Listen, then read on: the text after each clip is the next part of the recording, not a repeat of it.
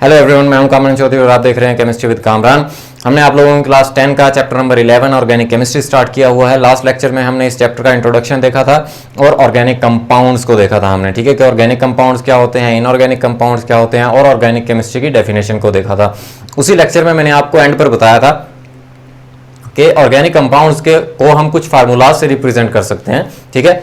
सो यहाँ पे आपके चैप्टर में हम लोग 4 फार्मूलाज डिस्कस करेंगे ऑर्गेनिक कंपाउंड्स के, ठीक है। वो कौन कौन से थे? Molecular formula, structural formula, condensed formula और डॉट एंड क्रॉस फार्मूला, या जिसको आप इलेक्ट्रॉनिक फार्मूला भी बोलते हैं, राइट।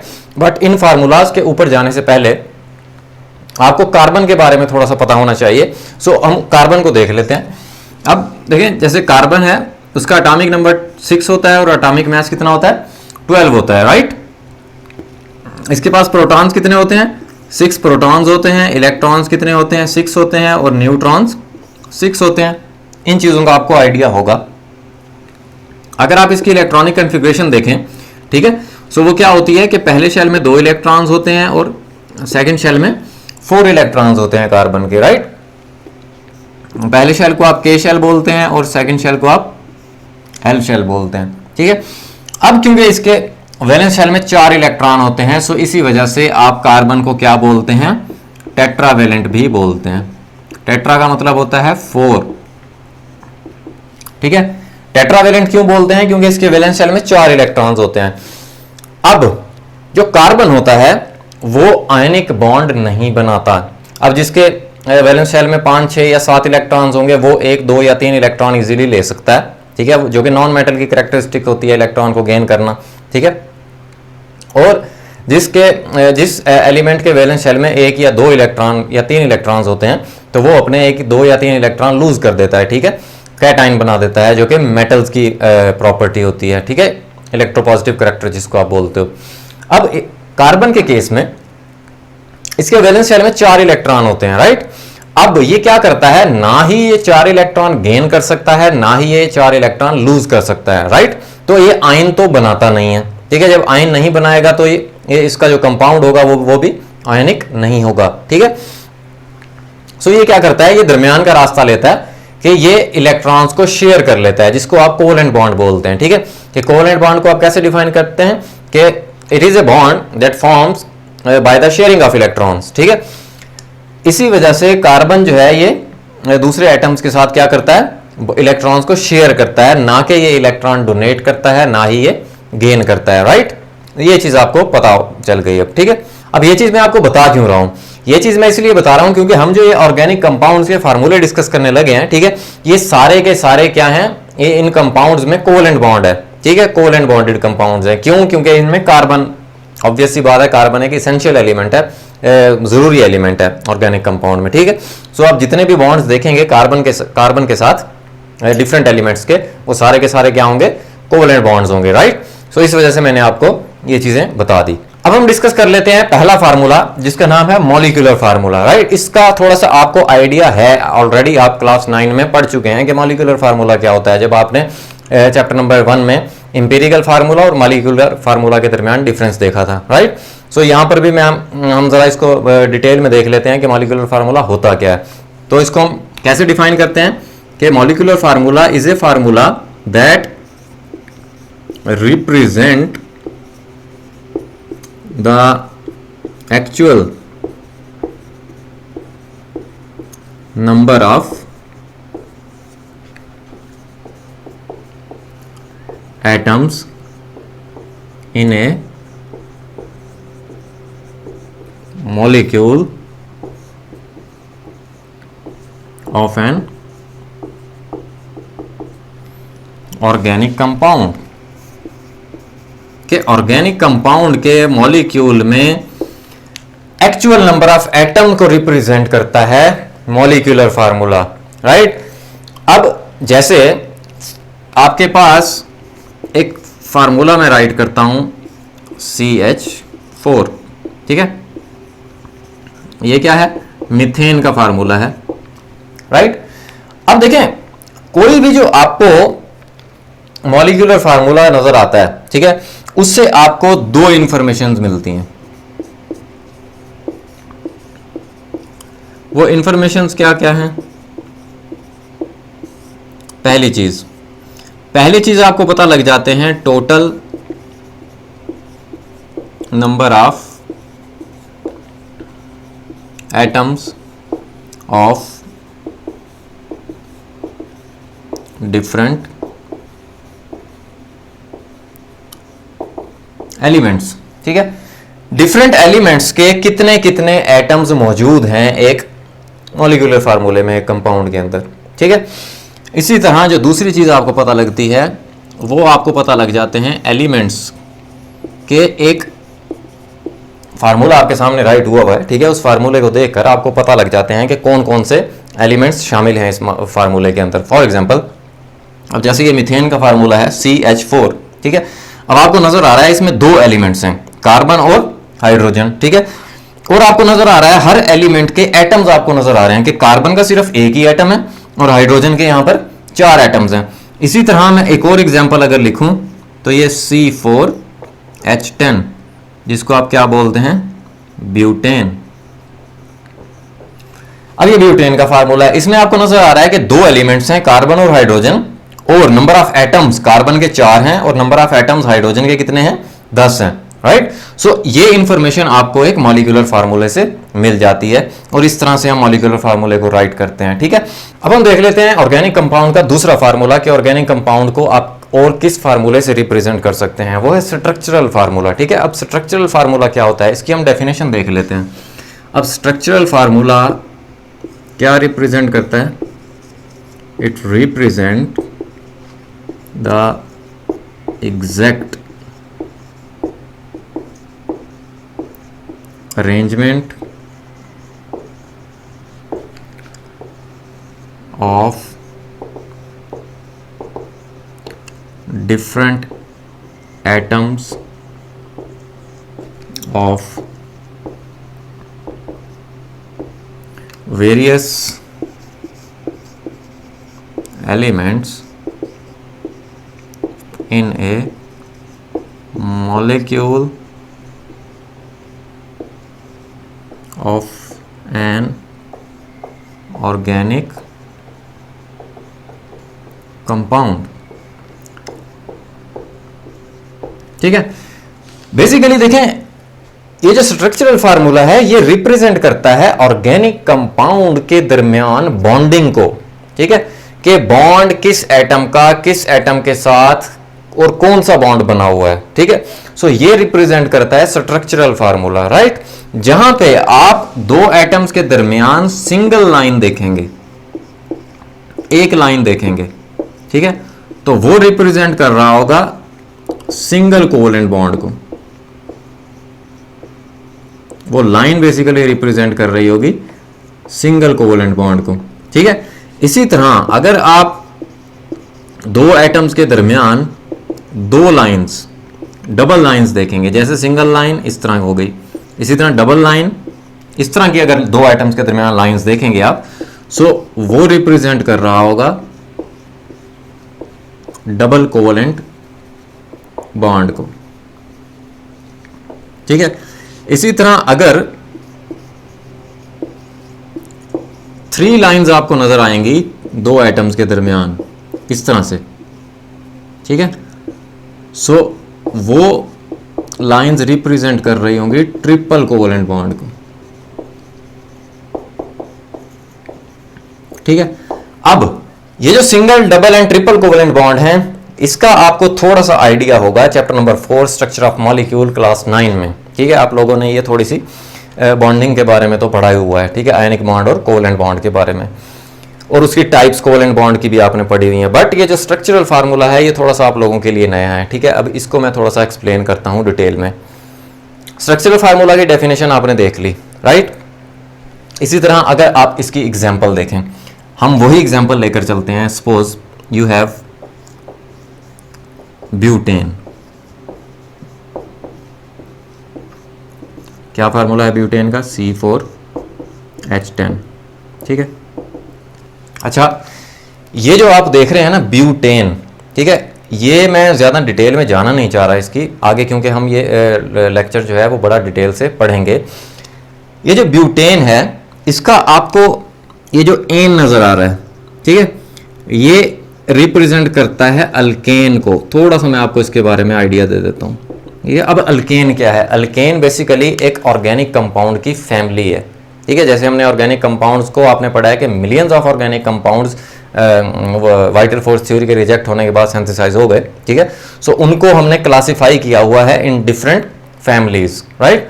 सो इसी तरह अल्केन एक ऑर्गेनिक कंपाउंड की फैमिली है, ठीक है। अल्केन्स में क्या होता है? अल्केन्स में कार्बन कार्बन के दरमियान हमेशा सिंगल बॉन्ड होता है, राइट। ये सैचुरेटेड हाइड्रोकार्बन्स होते हैं और कार्बन कार्बन के दरमियान सिंगल बॉन्ड होगा। इनका जो जनरल फार्मूला होता है वो ये होता है CN2N+2। ये N है number of carbon atoms, right. So जैसे यहां पर 4 नंबर ऑफ कार्बन्स हैं, तो 4 एंटर करेंगे आप यहां पर और यहां पर, तो 4 × 2 8, 8 + 2 10 हाइड्रोजन अटैच होंगे 4 कार्बन के साथ, ठीक है। सो एनीवेज मैं आपको इसी टॉपिक पे रखना चाहता हूं। मैं आगे का आपको ज़्यादा डिटेल में बताना नहीं चाहता क्योंकि फिर आप कंफ्यूज हो जाओगे, ठीक है। जब हम इस टॉपिक को आगे बड़ा डिटेल में पढ़ेंगे तब आपको बड़े अच्छे से क्लियर हो जाएगा। अब देखें, हम बात कर रहे थे स्ट्रक्चरल फार्मूले की। ये हमारे पास है ब्यूटेन, राइट। अब इसका स्ट्रक्चरल फार्मूला राइट कैसे करना है आपने, मैंने अभी आपको बताया कि ये जो ब्यूटेन है अगर एंड पर एन आ रहा है, ठीक है, तो इट मींस कि ये अल्केन की फैमिली से बिलोंग करता है और कार्बन कार्बन के दरमियान सिंगल बॉन्ड्स हैं, ठीक है। सो आपने कैसे राइट करना है? ये 4 कार्बन है तो पहले सबसे पहले आपने 4 कार्बन के दरमियान सिंगल बॉन्ड आपने डाल देना है, ठीक है। अभी मैंने आपको बताया कार्बन का कि कार्बन टेट्रावेलेंट एलिमेंट होता है, ठीक है। ये 4 बॉन्ड बना सकता है मैक्सिमम, राइट। सो ये जो लाइंस रिप्रेजेंट कर रही हैं ये बॉन्ड्स को रिप्रेजेंट कर रही हैं, ठीक है। अब अगर आप इस कार्बन के अराउंड देखें तो जस्ट आपको एक लाइन नजर आ रही है। इट मींस कि ये कार्बन एक बॉन्ड बना रहा है, ठीक है। कार्बन मैक्सिमम बनाने कितने होते हैं? उसने 4 बॉन्ड बनाने होते हैं। सो एक तो लाइन ये नजर आ रही है आपको 2, 3 एंड 4। इस तरह से आपने ये लाइंस पूरी कर दी, 4 बॉन्ड इसके पूरे कर दिए, ठीक है। यहां पर क्या अटैच कर देना है आपने? हाइड्रोजन अटैच कर देना है क्योंकि हाइड्रोजन एक बॉन्ड बनाता है, राइट। सो ये हाइड्रोजन इस कार्बन के साथ एक बॉन्ड बना रहा है, ये हाइड्रोजन और ये हाइड्रोजन, ठीक है। अब अगर आप इस कार्बन को देखें, इस कार्बन के अराउंड आपको कितनी लाइंस नजर आ रही हैं? 1 एंड 2। तो इट मींस कि ये कार्बन 2 बॉन्ड बनाए हुए हैं उसने ऑलरेडी। सो फर्दर ये कितने बना सकता है? 2 और बना सकता है ये। सो यहां पर क्या अटैच कर दिया आपने? हाइड्रोजन अटैच कर दिए, ठीक है। इसी तरह अगर आप इस कार्बन को देखें, इस कार्बन के अराउंड भी आपको 2 लाइंस नजर आ रही हैं। फर्दर कितने बॉन्ड बनाएगा ये? 2 बॉन्ड बनाएगा 2 हाइड्रोजन के साथ। अगर इस कार्बन को देखें आप, एक लाइन नजर आ रही है आपको, सो ये 4 बॉन्ड बनाएगा। 3 लाइंस आपने और इसके साथ ऐड कर देनी है, हाइड्रोजन के साथ बॉन्ड शो कर देना है आपने, ठीक है। सो ब्यूटेन का जो स्ट्रक्चरल फार्मूला हो गया वो इस तरह से आप राइट कर देंगे, ठीक है। अब यहां पर एक और चीज, ऑर्गेनिक कंपाउंड्स के स्ट्रक्चरल फार्मूलाज डिफरेंट हो सकते हैं, मॉलिक्यूलर फार्मूलाज सेम होते हैं, ठीक है। इस प्रोसेस को बोलते हैं आप आइसोमेरिज्म। ये भी हम लोग बड़ी डिटेल से डिस्कस करेंगे आगे, ठीक है। फॉर एग्जांपल ये जो आपको नजर आ रही है 4 कार्बन वाली ब्यूटेन, ठीक है। अब इसका और कैसे आप फार्मूला राइट कर सकते हैं? आप इसका फार्मूला ऐसे भी तो राइट कर सकते हैं, ठीक है, कि इसको बोलते हैं ब्रांच्ड हाइड्रोकार्बन्स, ठीक है, या ब्रांच्ड ऑर्गेनिक कंपाउंड्स या ब्रांच्ड कंपाउंड, ठीक है। अब इसको अगर आप देखें, इस कार्बन के अराउंड एक बॉन्ड है तो आपने 4 पूरे करने हैं, तो यहां पर 3 हाइड्रोजन अटैच कर देंगे, ठीक है। इस कार्बन के अराउंड अगर आप देखें तो 3 लाइंस हैं, इट मींस कि ये कार्बन 3 बॉन्ड बना रहा है तो एक ये फर्दर बना सकता है, ठीक है। इसी तरह ये कार्बन एक बना रहा है तो आपने 3 हाइड्रोजन के साथ बॉन्ड शो कर देना है इसका, ठीक है। ये हाइड्रोजन के साथ 3 हाइड्रोजन इसके साथ अटैच हो जाएंगे, ठीक है। अब इसका नाम क्या होगा? 4 कार्बन वाली तो आपको पता है कि ब्यूटेन होती है, ठीक है। इसका नाम होगा आइसोब्यूटेन। जैसे मैंने अभी आपको बताया कि इस प्रोसेस को बोलते हैं हम आइसोमेरिज्म, ठीक है, कि जिन कंपाउंड्स के मॉलिक्यूलर फार्मूलाज सेम हों और स्ट्रक्चरल फार्मूलाज डिफरेंट हों, इस प्रोसेस को बोलते हैं हम आइसोमेरिज्म, और इनको बोलते हैं हम आइसोमर्स, राइट। सो इसी वजह से हम आइसो लिखते हैं साथ, iso mean isomer, of butane, butane का आइसोमर। अच्छा, एक और चीज मैं आपको क्लियर कर दूं, यहां पे आइसो कहां पर लगता है, किस चीज के साथ स्पेशली हम आइसो का वर्ड यूज करते हैं। आइसो का वर्ड हम उन कंपाउंड के साथ यूज करते हैं, उस स्ट्रक्चरल फार्मूले के साथ यूज करते हैं कि जिनमें एक कार्बन सेकंड लास्ट कार्बन पर अटैच होता है, उसके लिए हम आइसो का वर्ड यूज करते हैं। जैसे आपने देखा है कि ये 1 2 3 कार्बन है, इसका जो सेकंड लास्ट कार्बन बनता है वो ये वाला बनता है, दरमियान वाला कार्बन, ठीक है। सो जो फोर्थ कार्बन है मैंने इस सेकंड लास्ट कार्बन के साथ अटैच किया है, दैट इज वाई मैंने इसका नाम क्या रखा है, आइसोब्यूटेन रखा है, ठीक है। सो ये आपका स्ट्रक्चरल फार्मूला हो गया। नेक्स्ट जो ऑर्गेनिक कंपाउंड का फार्मूला है वो है कंडेंस्ड फार्मूला, ठीक है। अब इस कंडेंस्ड फार्मूले को हम डिफाइन कर लेते हैं। Condensed formula is defined as that it indicates the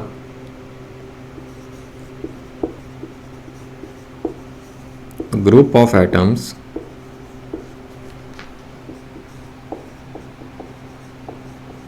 joined together with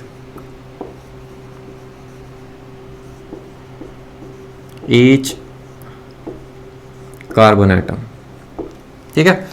अब कंडेंस्ड फार्मूला क्या चीज रिप्रेजेंट करता है कि group of atoms joined together with each carbon atom, कि एक कार्बन के साथ जो एटम्स का ग्रुप अटैच होता है, ठीक है, वो रिप्रेजेंट करता है condensed formula, right.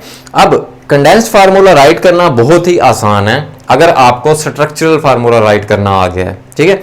For example जैसे अभी हमने देखा ब्यूटेन का स्ट्रक्चरल फार्मूले C4H10, ये तो हो गया इसका मॉलिक्यूलर फार्मूला, ठीक है। इसी तरह आपने ब्यूटेन के दो स्ट्रक्चरल फार्मूले देखे हैं, राइट। 4 बॉन्ड्स पूरे करने हैं आपने हर कार्बन के।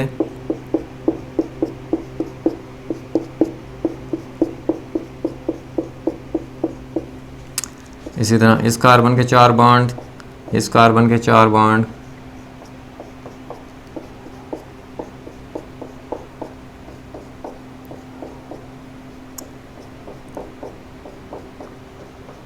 ठीक है। अब ये है ब्यूटेन का स्ट्रक्चरल फार्मूला और ये आइसोब्यूटेन का स्ट्रक्चरल फार्मूला, ठीक है। अब अगर आपको स्ट्रक्चरल फार्मूले राइट करना अच्छे से आ जाते हैं देन आपके लिए कंडेंस्ड फार्मूला राइट करना कोई प्रॉब्लम नहीं है। जैसे अकॉर्डिंग टू डेफिनेशन इस कार्बन के साथ कितने हाइड्रोजन्स अटैच हैं, 3 हाइड्रोजन्स अटैच हैं। सो आपने CH3 राइट कर दिया, ठीक है। ये कार्बन अगले नेक्स्ट कार्बन के साथ बॉन्डेड है, राइट। और इस कार्बन के साथ कितने हाइड्रोजन्स अटैच हैं, 2 हाइड्रोजन्स अटैच हैं। इसी तरह ये वाला जो कार्बन है ये नेक्स्ट कार्बन के साथ अटैच है और इस कार्बन के साथ भी 2 हाइड्रोजन्स अटैच हैं। इसी तरह ये कार्बन इस कार्बन के साथ अटैच है और इस कार्बन के साथ 3 हाइड्रोजन्स अटैच हैं, राइट। सो इस तरह से आपका ये वाला जो फार्मूला है ये कंडेंस्ड फार्मूला है, राइट। अब कुछ स्टूडेंट्स क्वेश्चन करते हैं कि सर ये जो हाइड्रोजन्स हैं ये हम पीछे लिखें या आगे लिखें, ठीक है। इससे फर्क नहीं पड़ता, ठीक है। ये भी इट डजंट मीन के हाइड्रोजन का बॉन्ड है नेक्स्ट कार्बन के साथ, ठीक है।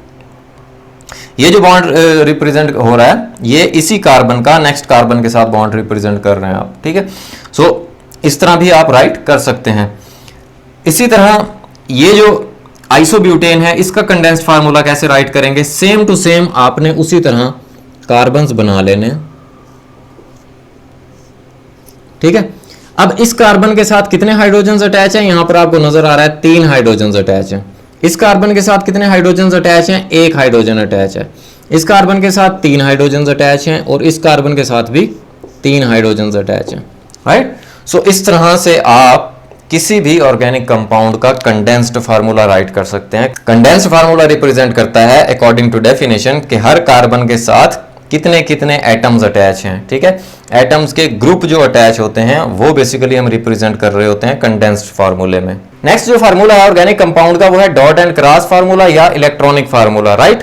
इसको पहले हम डिफाइन कर लेते हैं, फिर आपको मैं बताता हूं कि डॉट एंड क्रॉस क्यों बोलते हैं या इलेक्ट्रॉनिक फार्मूला इसको क्यों बोलते हैं।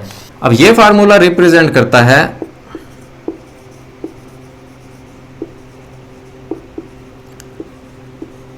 Sharing of electrons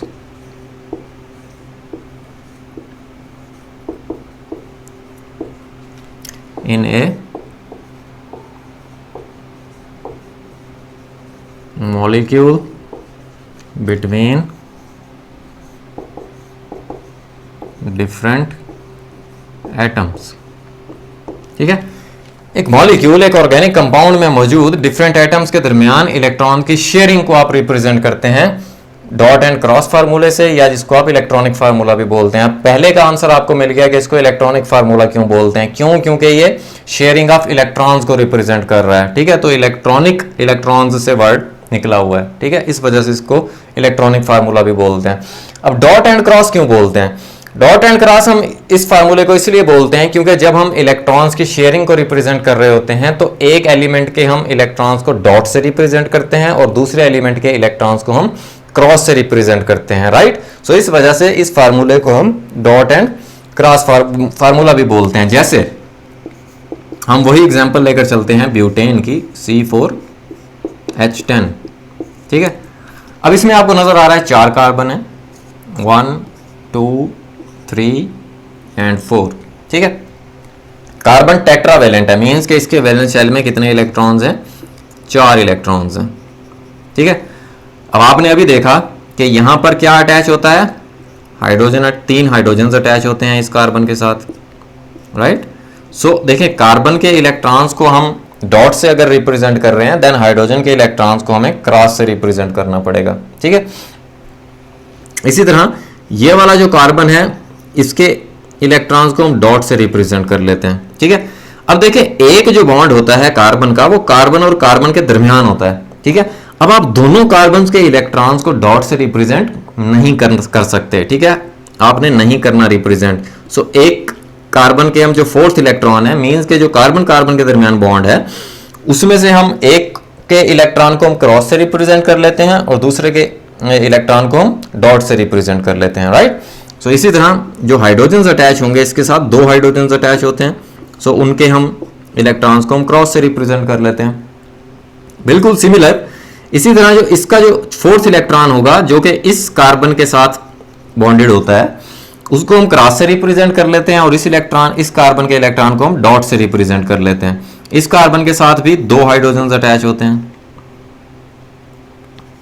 so hydrogen के इलेक्ट्रॉन्स को हम क्रॉस से रिप्रेजेंट कर लेते हैं। इसी तरह जो ये वाला कार्बन होगा उसके हम इलेक्ट्रॉन को क्रॉस से रिप्रेजेंट कर लेते हैं और इसके इलेक्ट्रॉन को हम डॉट से रिप्रेजेंट कर लेते हैं। बाकी जो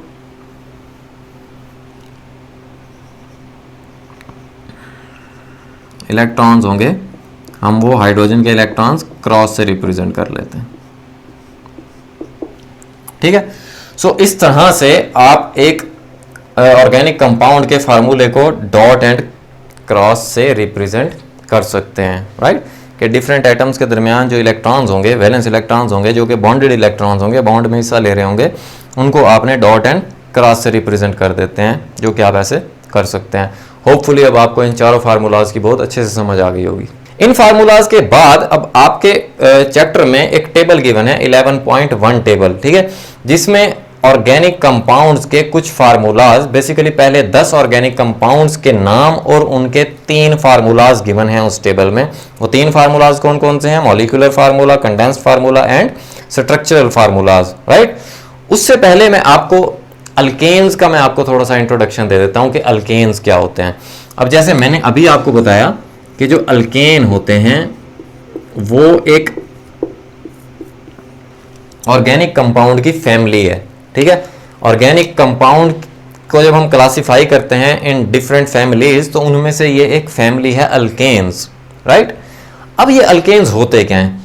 अल्केन्स आर सैचुरेटेड हाइड्रोकार्बन्स, ठीक है। अब जब मैंने हाइड्रोकार्बन का वर्ड मैं ले रहा हूं, ठीक है, तो इट मींस कि हाइड्रोजन और कार्बन के अलावा कोई थर्ड एलिमेंट मौजूद नहीं होगा। ये तो आपको क्लियर हो गया होगा, पहले लेक्चर में भी मैंने आपको बड़े अच्छे से क्लियर कर दिया था, ठीक है। अब दूसरी चीज़ है सैचुरेटेड। सैचुरेटेड का अगर आपको मैं उर्दू में मतलब बताऊं तो इसका मतलब होता है भरा हुआ, ठीक है। अब जनरली मैं आपको बता देता हूं कि फॉर एग्जांपल आप एक गिलास में पानी को भर लें, ठीक है, क्या आप फर्दर वाटर उसमें ऐड कर सकते हैं? नहीं कर सकते आप फर्दर वाटर ऐड उसमें, ठीक है। अगर आप वाटर ऐड करने की कोशिश भी करेंगे वो दोबारा बाहर आ जाएगा, ठीक है। सो ये मतलब होता है सैचुरेटेड का।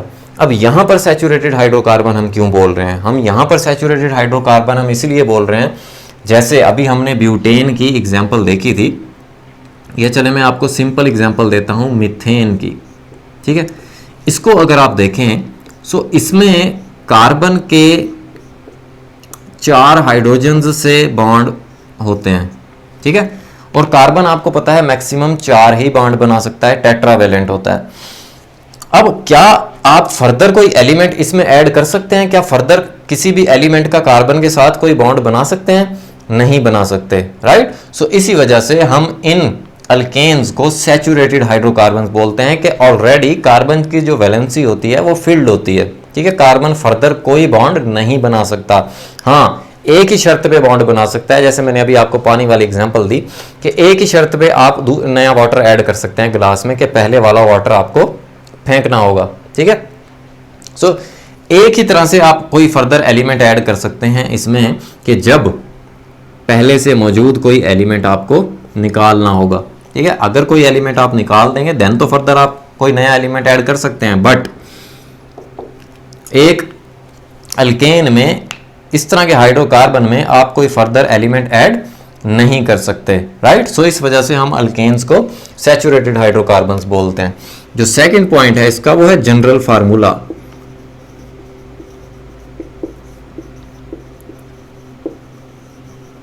जनरल फार्मूला क्या होता है अल्केन्स का? CnH2n+2, right. सो इसमें n क्या है? n रिप्रेजेंट कर रहा है नंबर ऑफ कार्बन एटम्स। जैसे अभी आप देख रहे हैं मीथेन में कितने नंबर ऑफ कार्बन नजर आ रहे हैं आपको? 1 नंबर ऑफ कार्बन है, ठीक है, एक ही कार्बन है।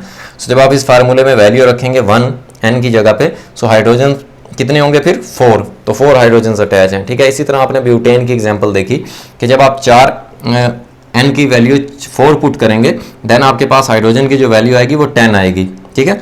सो ये 4 कार्बन के साथ 10 हाइड्रोजन अटैच होते हैं, ठीक है। और जो सबसे बड़ी इसकी जो निशानी है वो ये है कि कार्बन कार्बन के दरमियान क्या होता है अल्केन में? सिंगल बॉन्ड होता है, राइट। सिंगल बॉन्ड मौजूद होता है कार्बन कार्बन के दरमियान, ठीक है। सो ये कुछ प्रॉपर्टीज हैं अल्केन्स की। अभी जो आप नेक्स्ट टेबल देखेंगे वो अल्केन्स के ही फार्मूलाज हैं, राइट। सो उसमें मैं आपको फर्दर एक चीज़ क्लियर कर देता हूं कि अगर आप एक कार्बन देखेंगे तो आपको यहां तक नाम पता लग जाता है मिथ। इसी तरह जब आप 2 कार्बन देखेंगे तो यहां तक आपको नाम पता लगेगा। इसी तरह जब 3 कार्बन आप देखेंगे तो प्रोप तक आपको पता लग जाता है। 4 कार्बन आप देखेंगे सो बट 7 तक आपको नाम पता लग जाएगा, ठीक है। 5 कार्बन आप देखेंगे तो पेंट तक आपको पता चल जाएगा। 6 carbon hex, 7 carbon hept, 8 carbon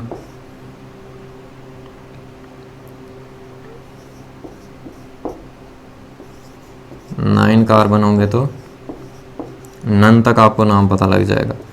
10 carbon होंगे तो डेक तक आपको नाम पता लग जाएगा, ठीक है।